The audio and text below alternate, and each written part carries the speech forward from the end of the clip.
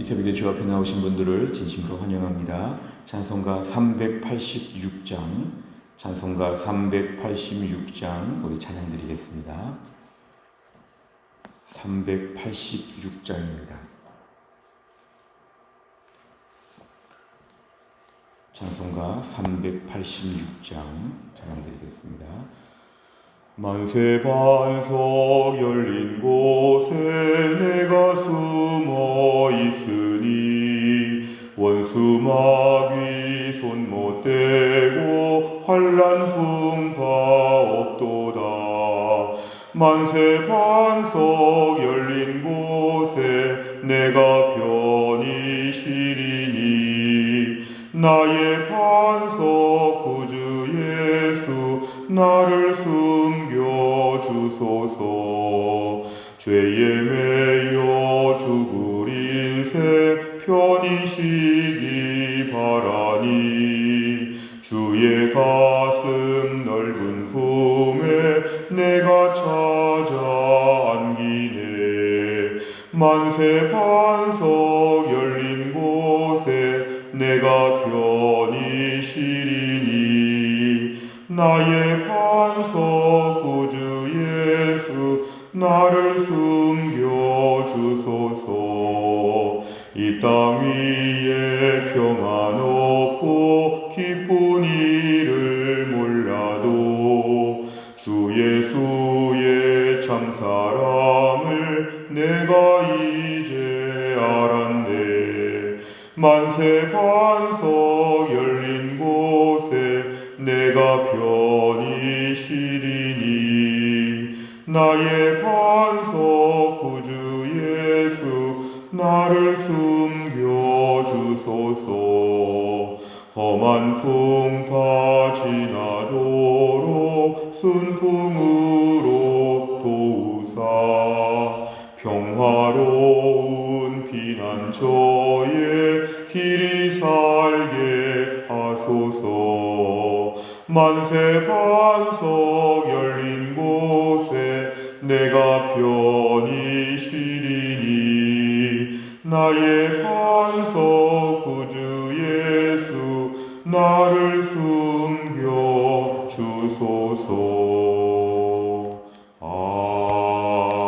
아멘. 하나님의 말씀은 고린도전서 15장 20절부터 28절까지입니다. 고린도전서 15장 20절 신약성경 282페이지입니다.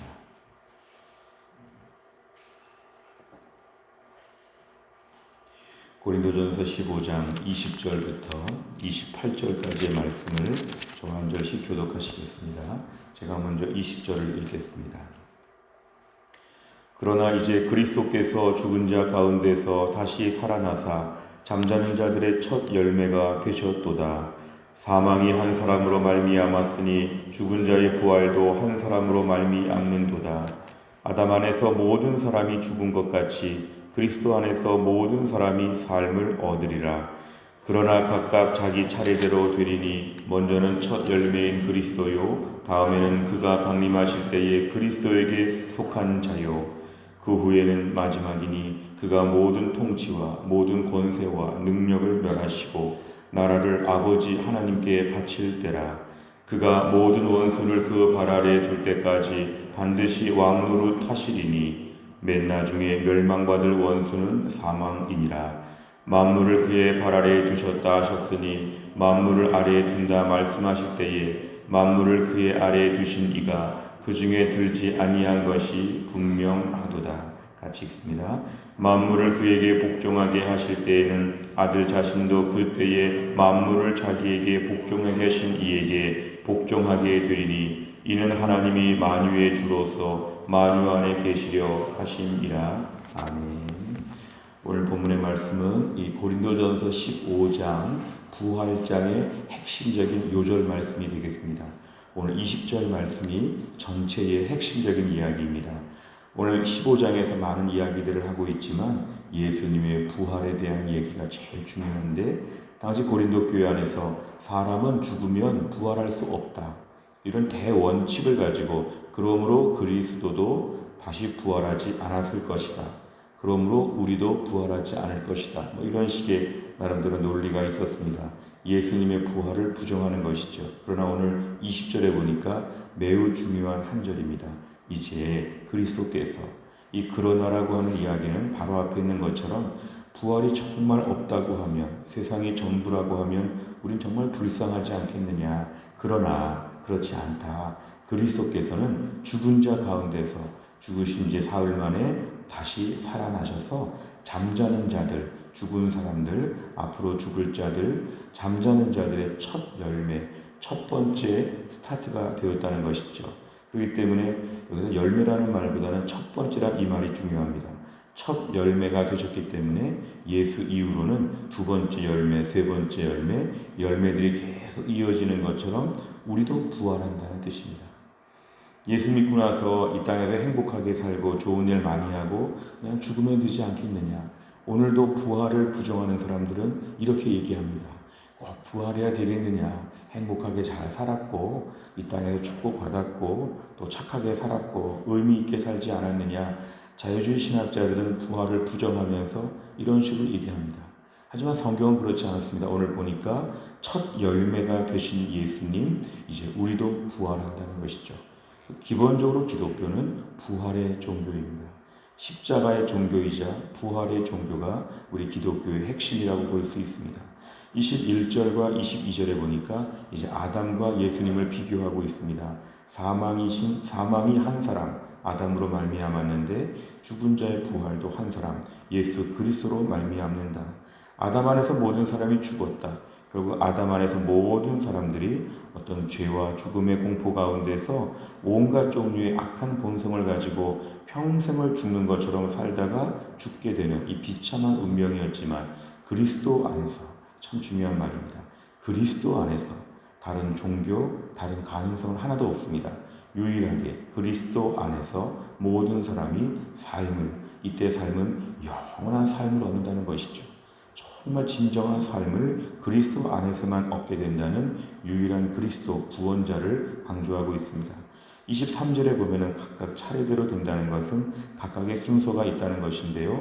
먼저는 예수 그리스도의 부활이 있고 그 이후에 그리스도에게 속한 자, 예수님 의지하고 믿음으로 서는 자들에게 계속 부활의 그런 차례가 돌아온다는 것이죠. 이거는 예수님 이후에 주 안에서 모든 자들이 믿음 안에서 다시 살게 된다고 하는 우리의 부활에 관한 매우 중요한 메시지입니다. 고린도전서 15장의 메시지는 예수님은 반드시 부활하셨다. 그 다음에 우리도 부활한다. 이 두 가지가 핵심적인 메시지입니다. 오늘 예수님 안에서 24절에 보니까 점점 예수님께서 모든 통치와 권세와 능력을 멸하신다. 우리 예수님 재림하실 때 모든 것을 다 멸하시고 25절 모든 원수를 발 아래 둘 때까지 예수님 이 땅에서 왕노릇 하신다. 맨 나중에 사망도 다 물리칠 수 있다는 것입니다.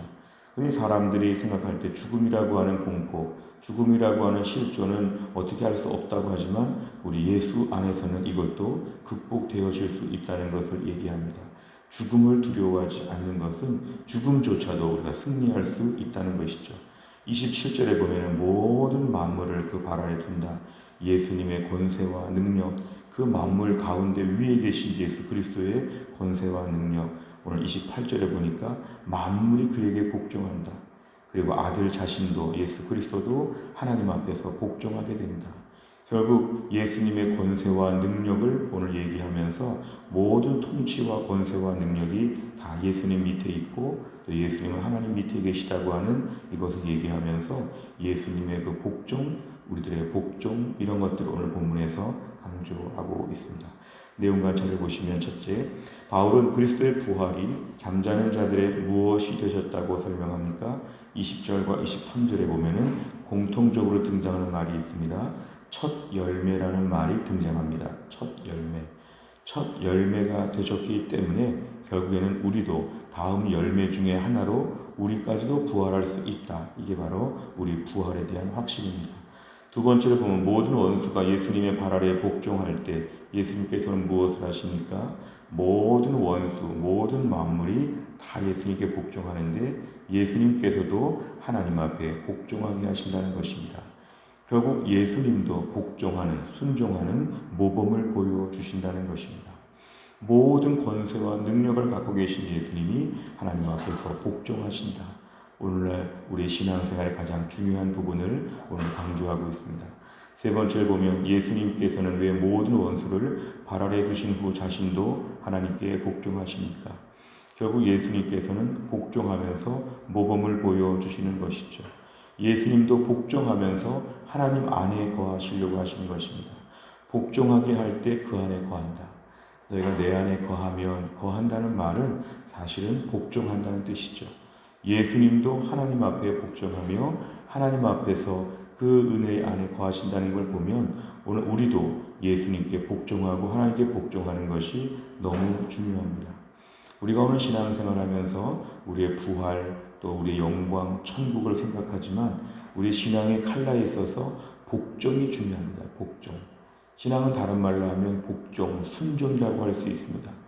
오늘날 저희가 예수를 믿고 나서 예수님 앞에 순종하기를 거부하는 아직도 죄의 잔재가 남아있는 것이죠. 아직도 예수를 온전히 믿지 못하는 것이죠. 내 마음대로 살고 싶습니다. 내 안에 마음대로 살고 싶습니다.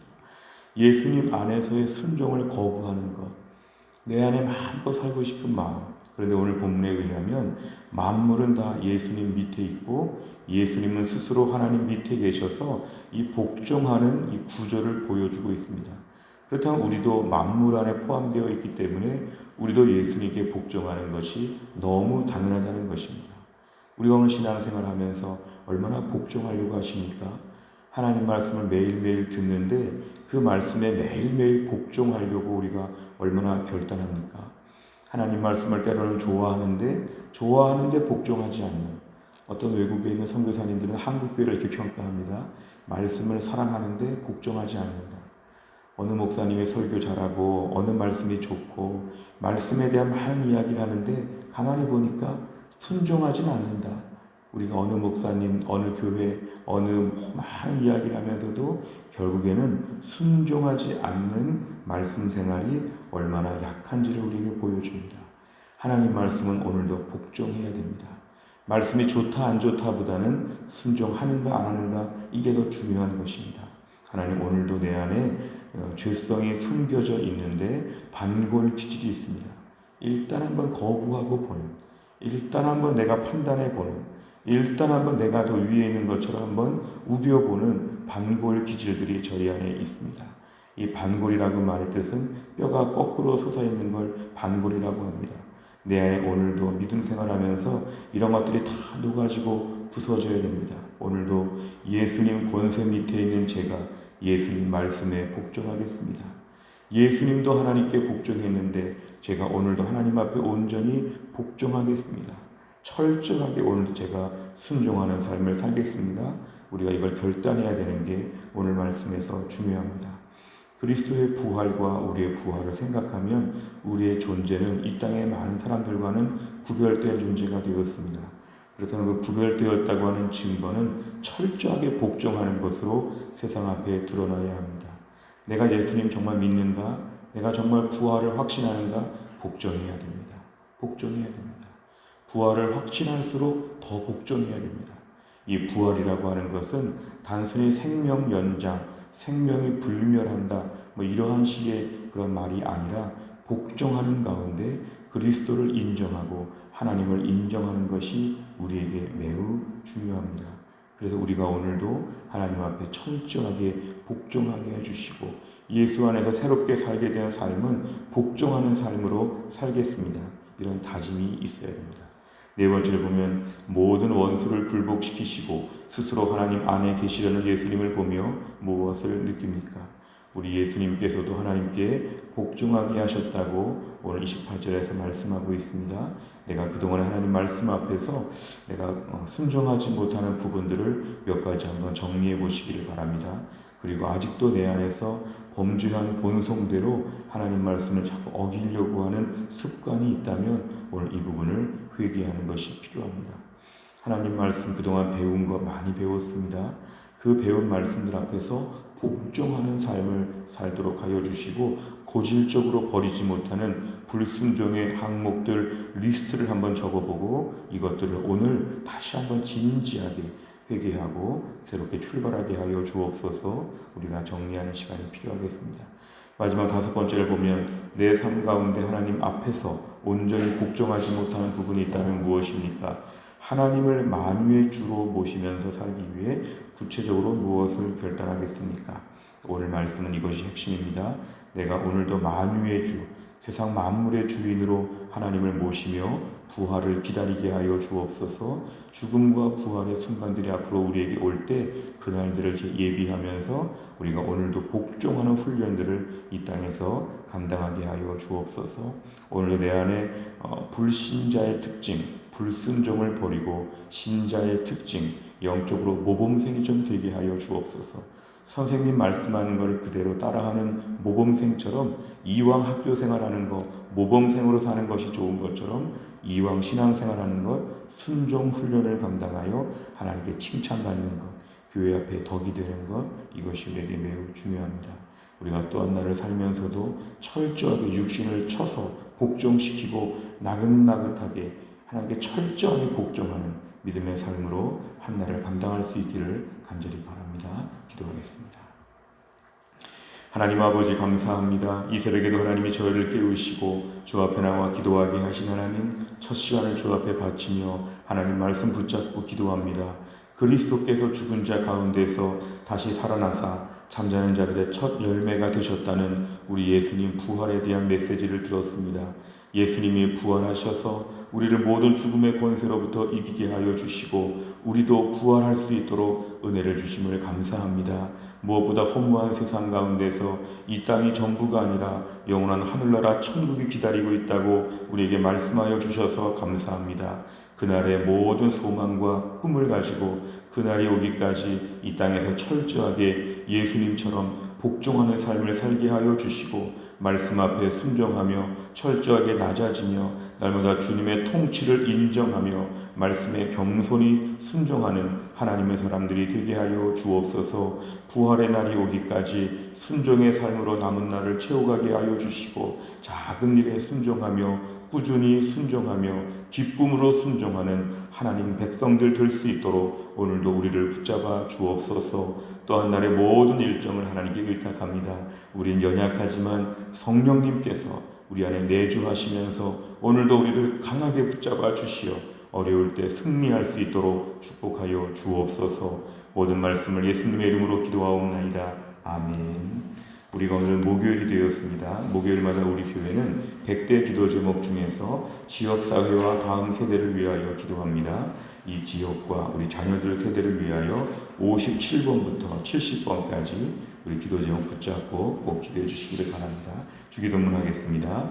하늘에 계신 우리 아버지여, 이름이 거룩히 여김을 받으시오며 나라 임하옵시며 뜻이 하늘에서 이룬 것 같이 땅에서도 이루어지이다.